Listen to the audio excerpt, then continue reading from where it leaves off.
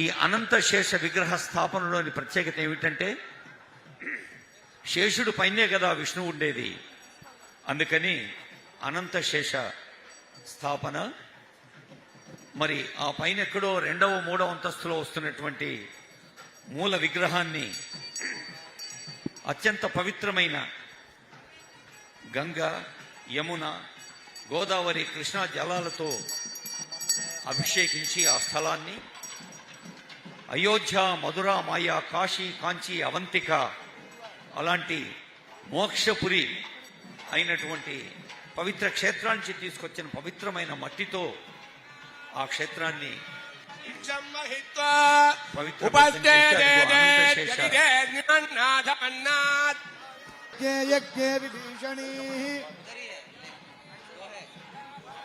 జలశయనీ శ్రియం ధారాజా సచ్చందో పరిమేదిని స్వపరిదత్తంగాయ పత్నీం మహీం దేవీం మాధవీం మాధవప్రియా లక్ష్మీం ప్రియసఖీం దేవీం నమామి అచ్యుత వల్లభాం ధరాయై విద్మహే సర్వసిద్ధై చ ధీమహి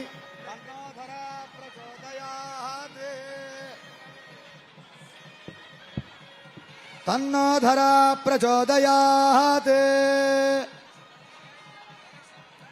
సువర్ణరజసస్రజాం చంద్రాం హిరణ్మయీం లక్ష్మీం జాతవేదో మమావహ త్వాం మమావహ జాతవేదో లక్ష్మీమనపకామినీ. శ్రీసూక్త పురుషానహం అశ్వపూర్వాం రథమధ్యామత్తినాథ ప్రబోధినీం.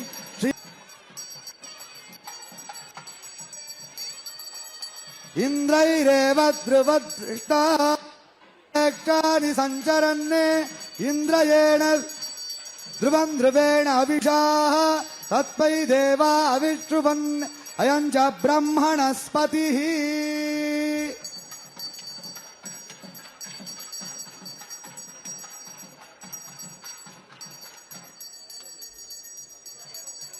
ఓం ఆదిశేషాయ విద్మహే విష్ణుతల్పాయ ధీమహి తన్నో అనంత ప్రచోదయాత్.